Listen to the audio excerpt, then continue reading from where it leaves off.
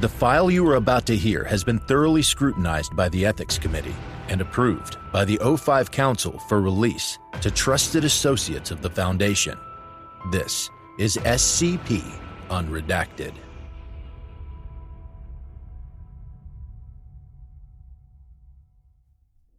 Previously on SCP Unredacted.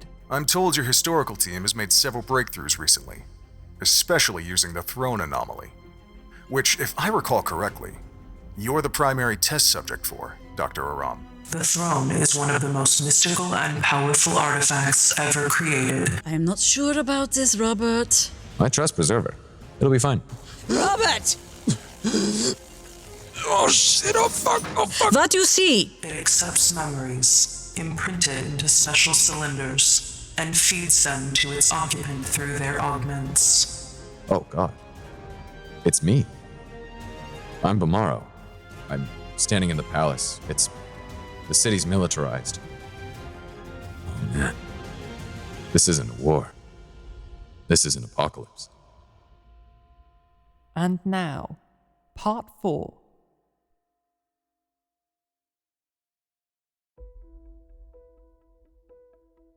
Attached document. July 1984. From the desk of Dr. Robert Aram, AMONI-RAM Initiative. Personal log. Progress on rebuilding the cold fusion reactors is progressing much faster than projections. Normally I'd be worried, but I'm surprisingly calm. It's obvious. Our people are getting familiar with the technology. The Fulad foundries are operating at amazing efficiency. We've worked out how to mold and shape the metal just how we need it. And what last year looked like a bizarre, nonsensical circuit structure and design philosophy now strikes me as beautifully idiosyncratic. A snapshot into a bygone era. I've never really been one for history, more of a STEM type. I never looked down on those that pursued history, I just didn't see the attraction. Machines are in front of you, something tangible you can see and hear and touch and interact with. You can't do that with history. Not really. The Fulad throne, of course, has changed that. I've experienced lifetimes of ancient emperors in minutes. It's staggering. The depth of emotion and personality you can feel from only a few choice minutes in someone's body. Their grief, pain, joy, their story. Fascinating stuff. The technology of the throne and any possible side effects remain elusive, but we've been testing it for a few weeks now, maybe a dozen times. And while I'm always tired after, not a surprise at my age, I feel fine otherwise. And now I know McKnight, Greek, and Egyptian. Go figure. I've gotten a front view seat to the First War, and it is apocalyptic. There's really no other word for it. Gigantic mech suits crushing cities as the sky itself opens up. Spirit demons fighting alongside human compatriots. Metal soldiers charging walls. Insanity. A secret bloody history the world doesn't even remember. But, as with all war, it's not quite so black and white. Being inside Bomaro's, or, well, various Bomaro's bodies, none of them were tyrants, or dictators, maybe autocrats, but what emperor wasn't? They all wanted to protect their people, to raise them to something beyond human. I can't help but sympathize. Nothing impresses onto you the fragility of your body than nearly losing it.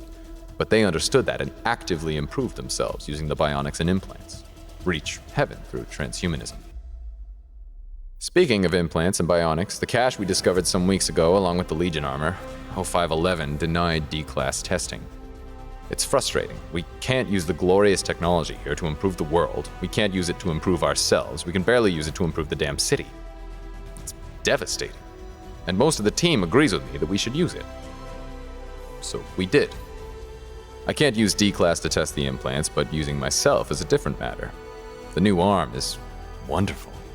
It's smoother, more responsive, more sensitive and durable, and it doesn't even hurt at the end of the day. I can sleep with it on. 99% of our personnel in AMONI-RAM are already augmented, so changing out their stainless steel arm for a Fulad one or something is no big deal. Why should 5 be the only one that reaps the gifts the McKnights left us? On July 29th, 2:05 p.m., Dr. Nussbaum and 4 members of the archaeological team were excavating a number of mosaics in the Undercity. Over the course of the day, the team progressed further inward into an unstable section. The ceiling overhead suddenly gave way, causing a minor collapse. Due to a number of strength-enhancing bionic and cybernetic augments, The archaeological team members were able to escape, largely unharmed. However, Dr. Nussbaum sustained severe internal and external injuries from the collapse and was rushed into emergency surgery in the ARF-01 infirmary. Due to the severity of injuries sustained, including a shattered collarbone, fractured spine, cranial injuries, and hemorrhaging, medical personnel were able to stabilize her in critical condition. Her likelihood of survival was deemed extremely low. At this point, Dr. Aram arrived with several engineering team personnel, a -A instance, and a variety of McKnight implants and augments. He proposed to the medical team's agreement that utilizing the advancing McKnight augments to stabilize her and offer her a chance of survival was the ethical option, and was legitimately possible using A1's expertise, voiced through the -A instance. A combination of medical and engineering personnel worked for 29 hours to implant 17 pieces of McKnight technology across Dr. Nussbaum's body. After 32 hours unconscious, she awoke on July 31st. Attached transcript. July 1984. Begin log. What? Oh, you're awake. Here, don't move your arms. Dr. Aram lowers a cup of water to her lips. She takes long sips.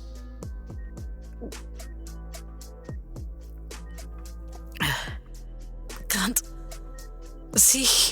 That's probably for the best right now. Do you remember what happened? Ceiling collapsed.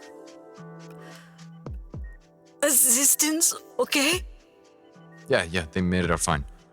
You weren't so lucky they brought you to the infirmary, but you were fucked up. Really, really bad.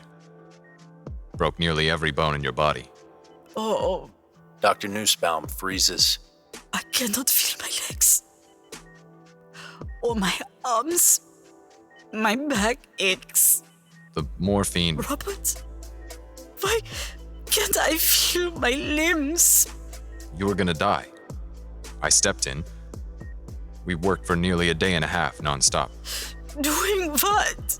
Replacing your shattered body with the McKnight prosthetics we recovered. Letting them do the work of saving your life. We fit them in and they went to work. Your immune system integrated with them seamlessly. It was like they came to life, working to repair the damage done. Scheiße. Hedvig, calm down. Listen to me. Oh God. I look like a monster, don't I? Listen to me. You would have died. And even if you didn't, you would have laid in this hospital bed for 3 agonizing years while your body stitched itself back together.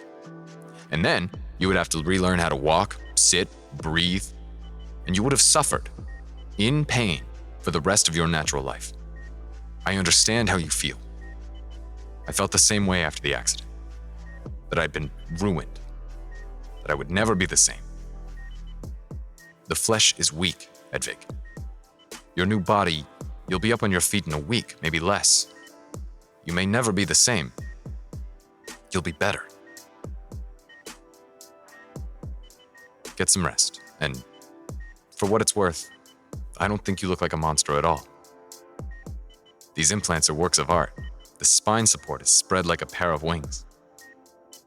You look like an angel. End log. Dr. Nussbaum continued her recovery for 2 weeks in the anomaly, refusing medevac to Area 66 in Sinai upon seeing the extremely rapid recuperation offered by the implants. Evaluations by medical personnel provided insight into the enhancements offered by the McKnight augmentations. Internally, they integrated with her immune and nervous systems, offering fine, instinctual control and an increase in healing speed. Due to the relative lightness of the foulade metalwork compared to steel, her body mass did not shift considerably. However, her strength, lift capacity, running speed, pull weight, and a suite of other measurements vastly increased in the weeks following her recovery. She similarly reported significant increases in her sensory ability, well beyond that given by her former Foundation issue ocular and auditory implants. The spinal brace and its external portion, an artfully crafted pair of wings able to be extended and retracted by the user, allow a limited but notable ability to glide on strong updrafts. On August 28th, Dr. Nussbaum declined an offer of a desk position in Area 66, choosing to continue her work as project co-lead of the AMONI-RAM initiative. Dr. Aram was reprimanded for his unauthorized use of potentially dangerous anomalous artifacts on a colleague and himself, but was not given disciplinary action, considering the extenuating circumstances and Dr. Nussbaum's expressed gratitude to him, stating that if she had been conscious, she would have consented to the procedure. Attached transcript. August 1984. Interviewers: Drs. Hedvig Nussbaum and Robert Aram. Subject: SCP-001-A1. Begin log. Hello, Preserver. You return. My eyes informed me of the accident.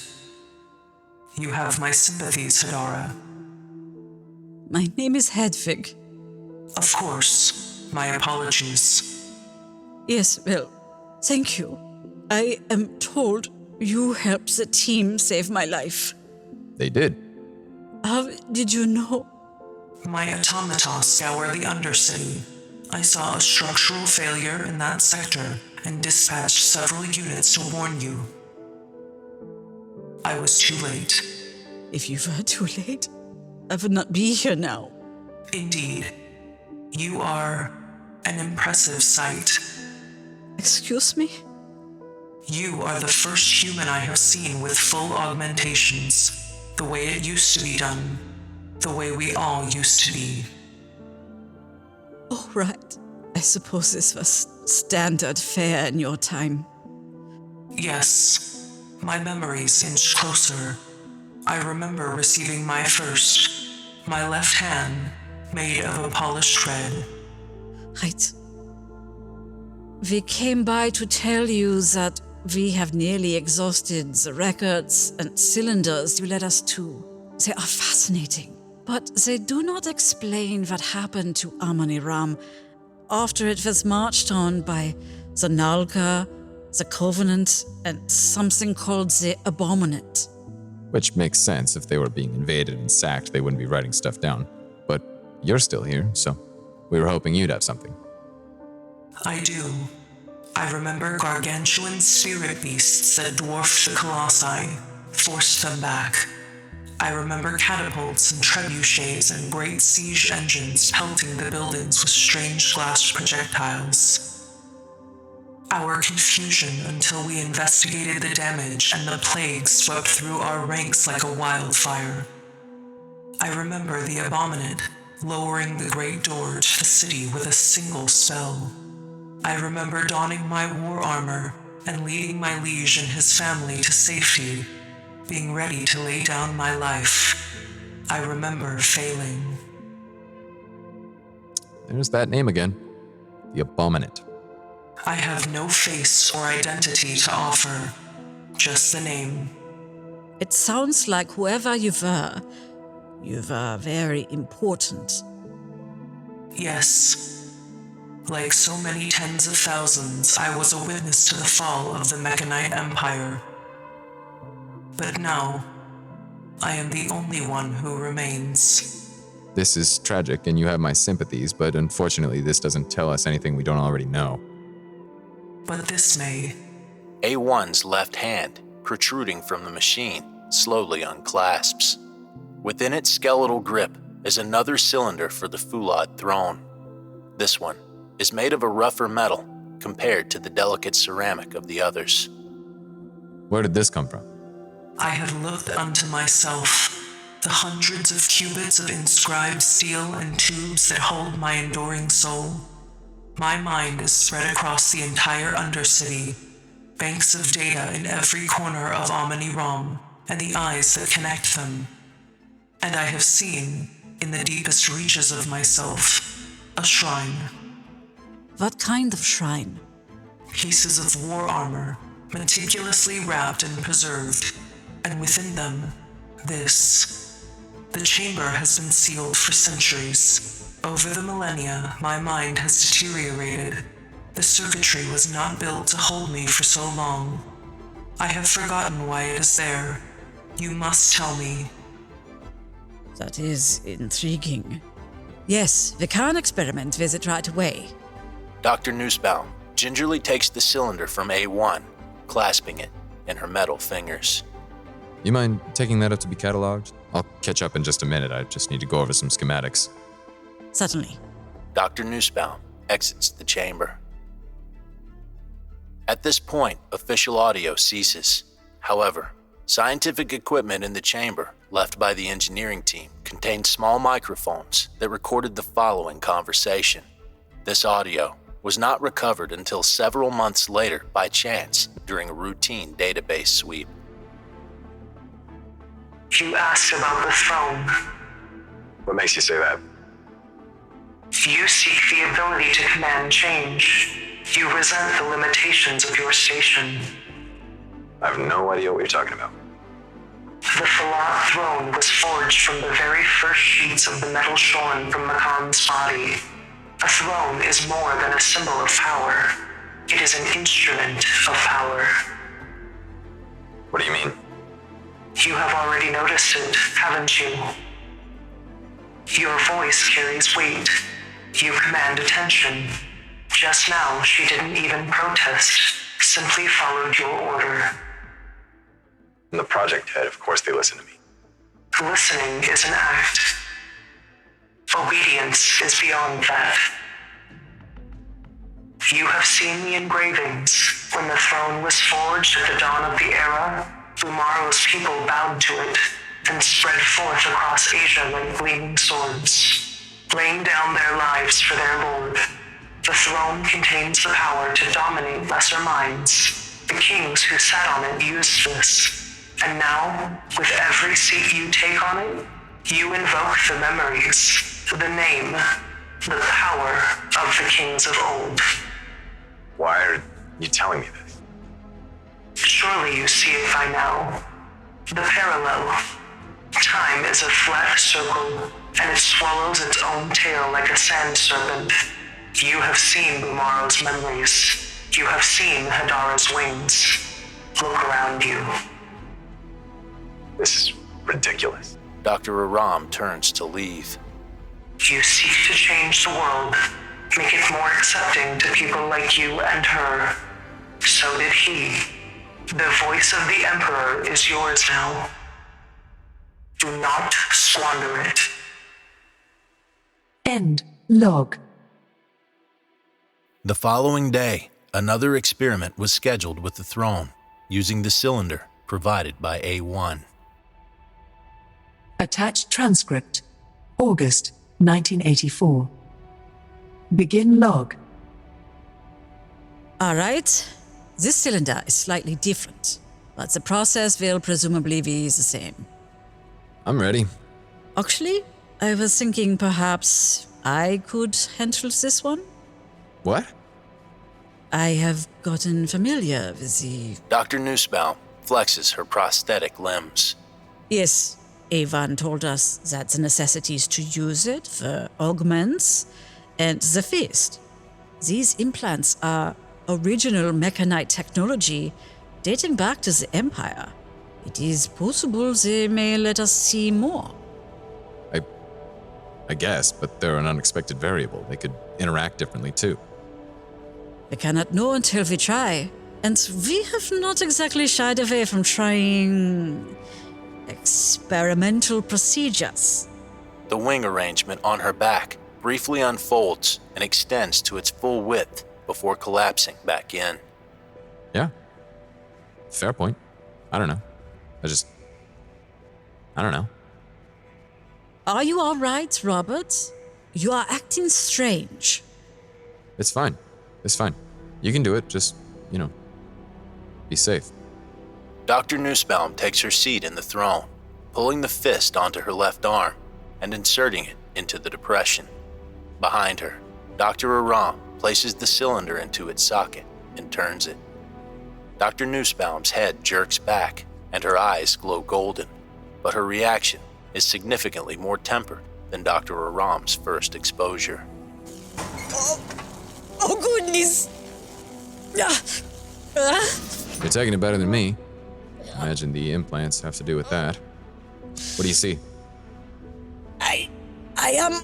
Oh God, it is loud. I'm standing there. I'm standing on the walls of the city. Yes, the eastern gate. It is morning. The sun is beating down on the desert. There are hundreds of us, soldiers, lining the walls, and yes, gun turrets. It is tense. I can feel myself barking out orders, and the soldiers are obeying, setting up siege engines, loading ammunition, evening out the wall, preparing for war. We are all in armor. Mine is more elaborate than yours. Yeah, the Emperor's armor was... No, I am not the Emperor. Not a Bumaro. Who then?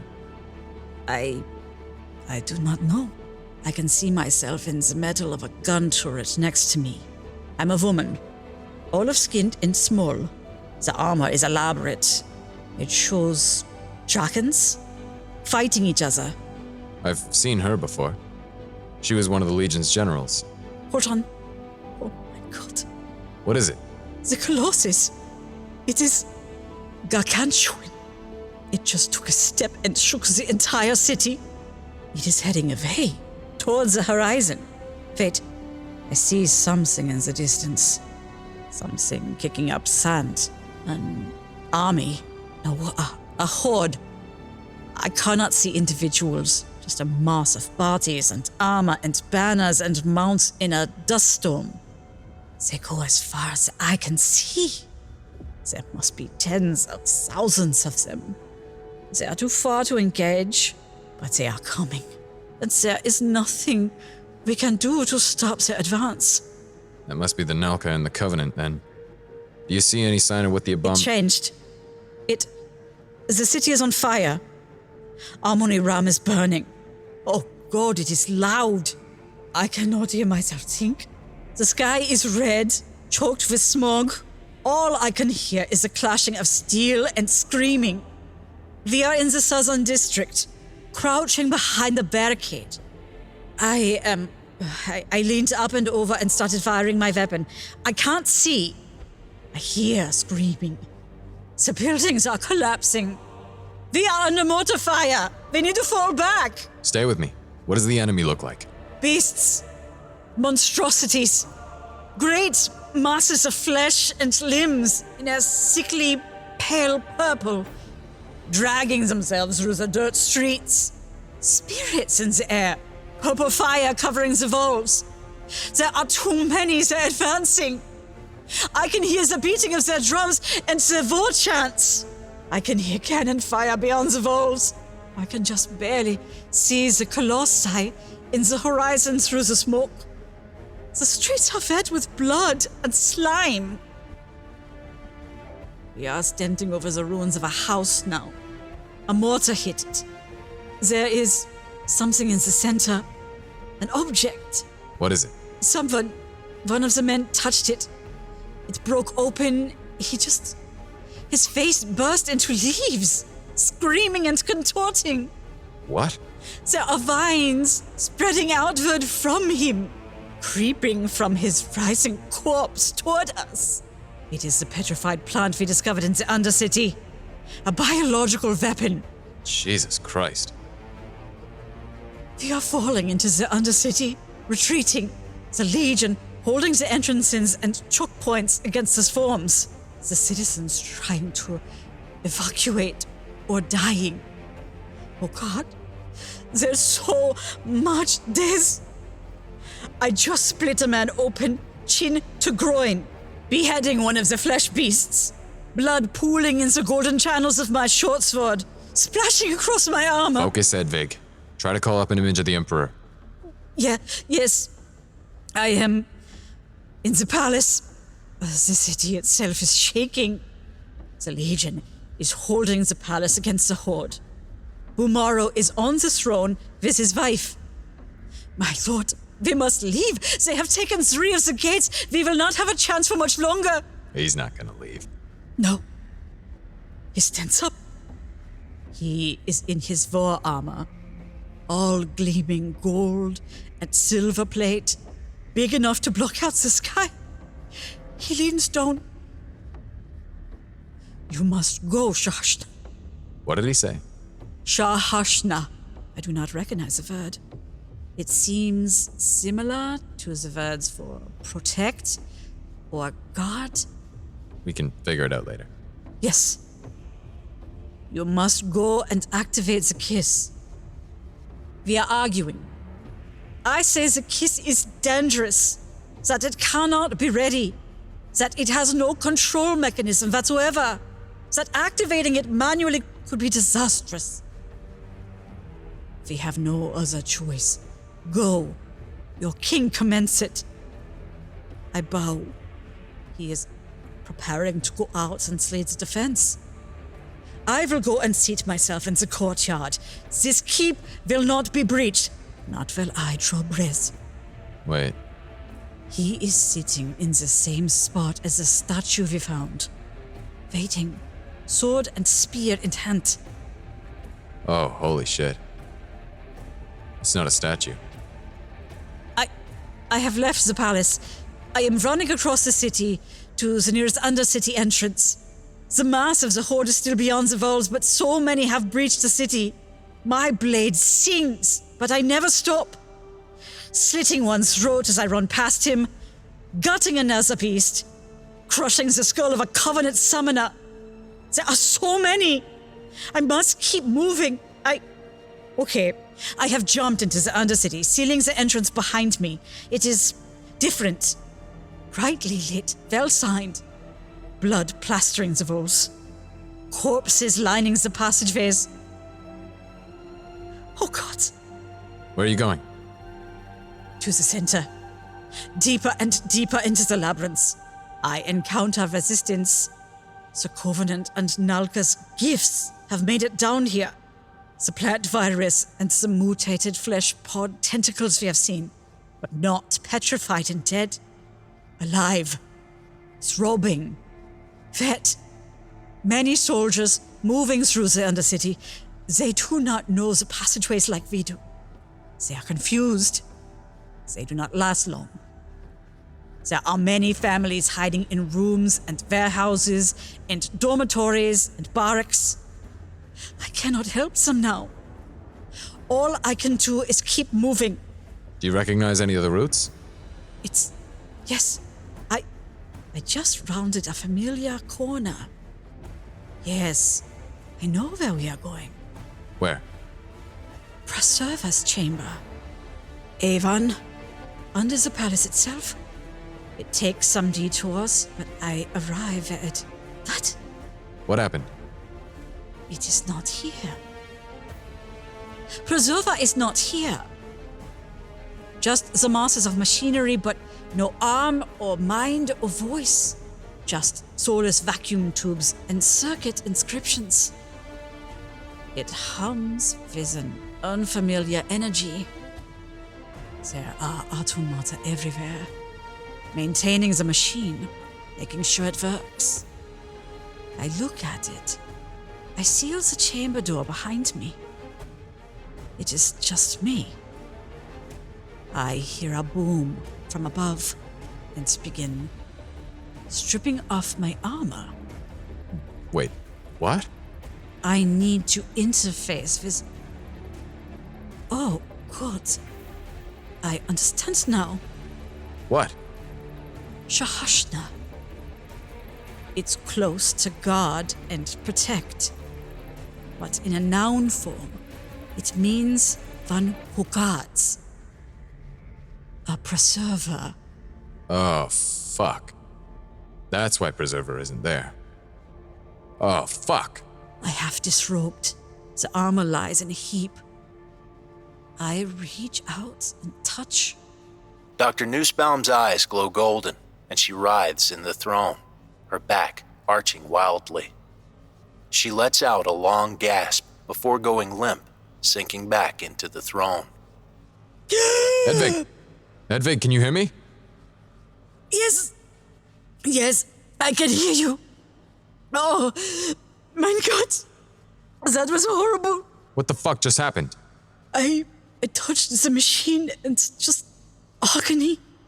So much pain. I felt like someone was cutting me limb from limb, burning my tongue off and printing my eyes. God. Are you okay? What do you see now? Yes, I am fine. I do not know what I'm seeing. Rubble. Debris. It is quiet. Wait, I can move. No. Yes, I can move. But I am small. How small? I am inhabiting one of the automata. Just like how Preserver can control them. That settles that. I exit out into the city. I can see... Oh God. Oh no. What happened? What did the kiss do? Everyone is dead. The Horde? Everyone. There are corpses choking the streets. Not a free patch of dirt to be found. Dead bodies covering every possible surface. Both my legionnaires and the Horde and the citizens. No explosive finishes. The quiet death of an entire civilization. Oh God. What have I done? It's not you, Hedvig. I know how convincing it gets. Remember, it's not your memory. They're all dead, Robert. I destroyed the Empire trying to save it. Everyone I ever knew or loved. Everyone. Dr. Aram motions to the engineering team to cut power to the throne. They comply, but nothing occurs. He moves to the side of the throne after a few seconds and physically pulls Dr. Nussbaum's hand, grasping the fist, from its depression in the armrest. Her body relaxes. Hedvig? You hear me? Robert. Yes. Thank you. Thought we lost you for a second there. It was overwhelming. Yeah. But we learned a hell of a lot. Yes. Yes, of course. God. No wonder A1 cannot remember. What do you mean? She obliterated her own civilization while trying to save it. I had a taste of it for just a few seconds, and it was too much to take. She has lived with that guilt for nearly 3,000 years. Who wouldn't want to forget? You're saying she did it on purpose? I am no engineer, but if I were a betting woman, Dr. Nussbaum holds the cylinder to the light.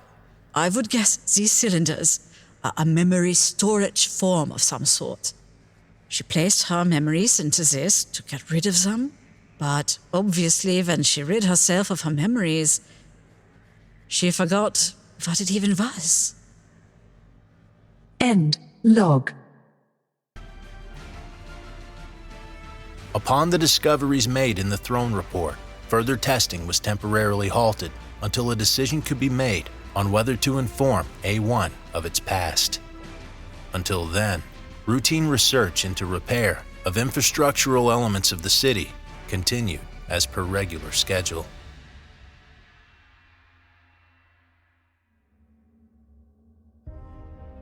Thank you for listening.